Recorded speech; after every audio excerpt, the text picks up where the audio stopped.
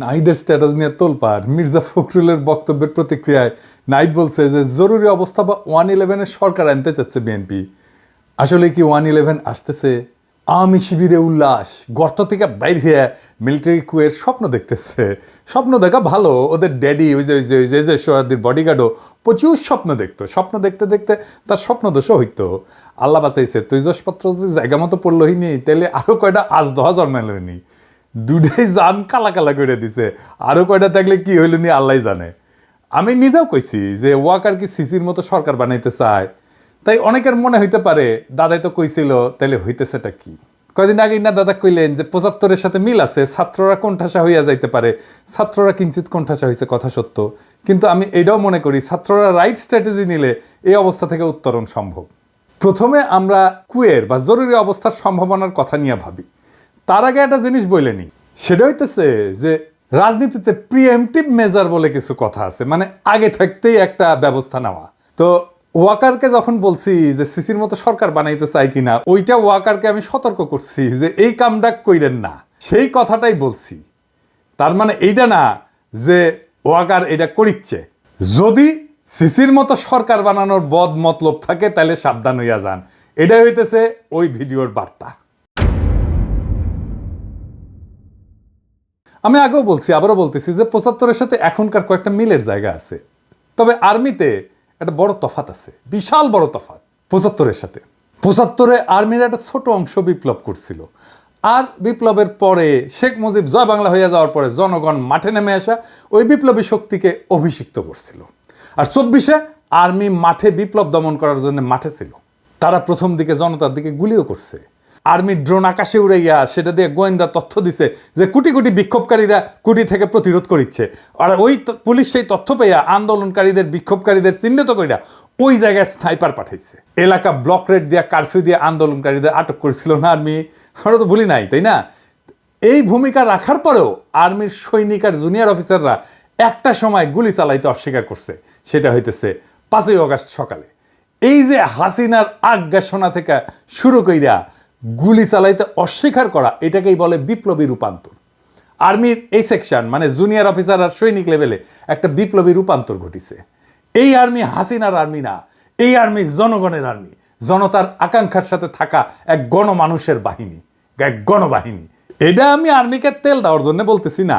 আপনারা যারা 5ই আগস্টে রাস্তায় ছিলেন তারা জানেন যে এই আর্মি জনতার পক্ষ হইয়া হাসিনার পুলিশের বিরুদ্ধে, ছাত্রলীগ যুবলীগের গুন্ডাদের বিরুদ্ধে গুলি ছুটতেছে।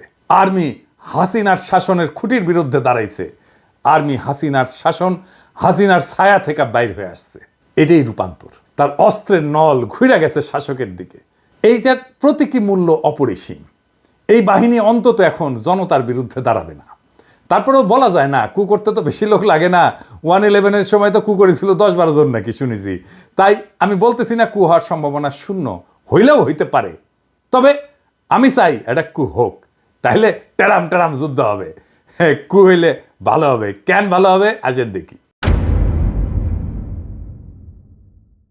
এখন কোনো কু হইলে সেটা ভারতীয় মদতে হইছে বলে জনমানুষের ধারণা জন্মাবে। আর তা হইলে খালেদ মোশাররফের পরিণতি বহন করতে হবে কুয়ের নেতাদের। আর্মির ইন্ডিয়া প্রভাবিত সেনা অফিসাররা একেবারে জয় বাংলা হয়ে যাবে। শুধু তাই না, বাংলাদেশে ইন্ডিয়ান সব স্ট্যাবলিশমেন্ট জয় বাংলা হয়ে যাবে। জুলাই বিপ্লবে যা যা দুর্বলতা ছিল, যা যা অসমাপ্ত কাজ ছিল, সেইগুলো সমাপ্ত হবে। যেমন সুপ্পনাই হয়ে যাবে। ধানমন্ডি 32 নম্বর বুলডোজার দিয়ে মাটিতে মিশিয়ে দেওয়া হবে। ইন্ডিয়ান এম্বাসি ক্লোজ করে দেওয়া হবে। সায়নট উদিসি বন্ধ করে দেওয়া হবে। ফ্যাসিবাদের যে দালালগুলো এখন মাথা তুলতেছে সেইগুলো বরাবর করে দেওয়া হবে। আর ভারতের আলো আর দিল্লি স্টার, ওই নিয়ে কিছু বলছি আমি? বলি নাই। হ্যাঁ হ্যাঁ, খালেদ মোশাররফের কু 3 দিন টিকেছিল। এই কু 3 ঘন্টা টিকবে কিনা সন্দেহ আছে। তখন সেনাবাহিনীর মধ্যে লিফলেট ছড়ানো হয়েছিল, ওই যে 75-এ নভেম্বর বিপ্লবের সময়। এখন পিনাকি আর ইলিয়াস ভিডিও বানাবি আর সেনাবাহিনীর জুনিয়র অফিসার আর সৈনিকদের আহ্বান জানাবে। 2 না পাল্টাইছে। বাংলাদেশের মানুষ রক্ত দিয়া বিজয় ছিনায় আনছে, সেই মানুষ ঘরে ফিরে গেছে সত্য, কিন্তু জুলাই বিপ্লবের ক্ষত সারে নাই, বুকের আগুন নেভে নাই। এই অগ্নিগর্ভ অবস্থায় জরুরি অবস্থা বা কু হান্দায় দেবে তেল ছাড়া, যেন এরপর কখনোই আর কু অভ্যাসের কথা কারো মাথাতে না আসে। আমাদের কাজ ফ্যাসিবাদের দোসরদের দাবরানির উপরে রাখা, আপনাদের চোখে পড়তেছে না হয়তো, কারণ এই কথাগুলো প্রকাশ্যে বলার বিষয় না, কিন্তু অনেক কাজ পিছনে হইতেছে। এইগুলা বেকুব কর্মীগুলো জানে না। সারা দুনিয়ায় হাসিনার পরিবার আর তার পলায় যাওয়া আওয়ামী লীগারদের উপরে কি নাইমে আসতেছে, এটা আওয়ামী লীগ আর আওয়ামী লীগের নেতা কর্মীরা হাসিনা কল্পনাও করতে পারতেছে না। আওয়ামী লীগের কর্মীরা যারা ফাল পেতেছে, আপনাদের বলি ভালো হইয়া যান, অযথাই নিজের বিপদ ডেকে আনিচ্ছেন। আমরা দয়া কইরা, একদম দয়া কইরা, মায়া কইরা প্রাপ্যটা দেইনি, ফাল পাইরেন না। আমি প্রত্যেকটা অঞ্চলে আওয়ামী লীগের কর্মীদের গণ ক্ষমা চাওয়ার আহ্বান জানাইতেছি। পাড়ায় পাড়ায় এদের ধৈর্য তওবা করাইবেন, মসজিদে মন্দিরে সমাজের সামনে হাত জোর কইরা মাপ চাইবে, কইবে আমার ভুল হইছে, মাপ কইরা দেন, আর কখনো করব না। তাইলে এদের তরপানি কমবে। এদের কোথায় পাবেন? আমরা একটা ওয়েবসাইটের কাজ করেছি, চলিচ্ছে, ওইটায় হাসিনার ফ্যাসিবাদের সকল সহযোগীর আমলনামা থাকবে। আওয়ামী লীগ, ছাত্রলীগ, যুবলীগের সব কমিটির নাম থাকবে, ছবি সহ, রেফারেন্স সহ, নাম ধরে ধরে সার্চ করা যাবে, বাংলা এবং ইংরেজিতে বিভিন্ন ক্যাটাগরিতে থাকবে। এমপি, দামি নির্বাচনের এমপি, সকল কমিটির সদস্য, সকল ব্যবসায়ী, সাংবাদিক, শিক্ষক, ডাক্তার, কৃষিবিদ, আমলা, পুলিশ, যারা যারা এই ফ্যাসিবাদের দোষর ছিল, সবার নাম থাকবে। এবং এখনো ফ্যাসিবাদের দালালি করে যাইতেছে দেশে এবং বিদেশে, সবার।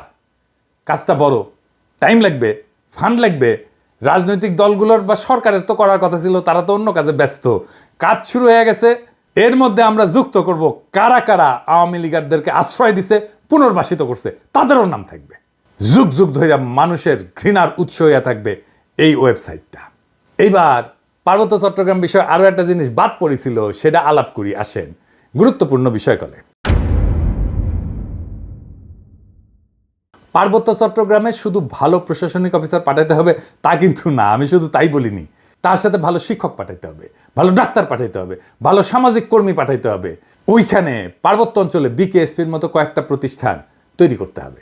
পাহাড়ি ছেলেমেয়েদের শরীরে শক্তি আর এনার্জি বেশি থাকে, পাহাড়ি পথে চলাচল করে, কঠিন পরিশ্রমের জীবন, এই জন্যে শরীরে এনার্জি বেশি, মেদ কম। এছাড়া এরা সব অর্গানিক খাবার খায়, কিন্তু ভালো খাবার খায়, বিশুদ্ধ খাবার খায়। শরীরে আরো আলাদা এনার্জি থাকার পিছনে এটাও একটা কারণ। তাই দেখবেন অনেক খেলোয়াড় বের হয় ওদের মধ্যে থেকে। আপনি বিকেএসপি করেন কয়েকটা, আমি বাজি ধরতে রাজি আছি, ওদের অনেকেই অলিম্পিকে মেডেল জিতবে 10 বছরের মধ্যে। পাহাড়ি তরুণ যুবকেরা খেলায় যুক্ত হবে ব্যাপকভাবে, উৎসাহ নিয়ে। তারা যদি অলিম্পিকে মেডেল জেতে, যাই জিতুক, সোনা, রূপা, ব্রোঞ্জ, যেটাই জিতুক, সেটাই তো প্রথম হবে বাংলাদেশে, তাই না? ওই পাহাড়ের ছেলে মেয়েকে সমতলের মানুষ মাথায় তুইলা নাচবে। আপনার কোনো পরিশ্রম নাই, বুঝানোর দরকার নাই, সেমিনার সিম্পোজিয়াম করে মাথায় টাক ফেলায় দেওয়ার দরকার নাই। খেলাই হয়ে উঠতে পারে পাহাড়ি আর সমতলের ঐক্যের প্রতীক।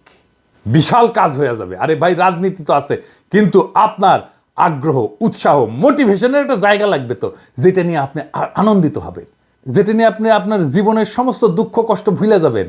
আপনার দুঃখ কষ্ট ভুলে ফেলার প্রতীক হয়ে উঠবে ওই পাহাড়ের ছেলেটা যে অলিম্পিকে একটা মেডেল নিয়ে আসছে।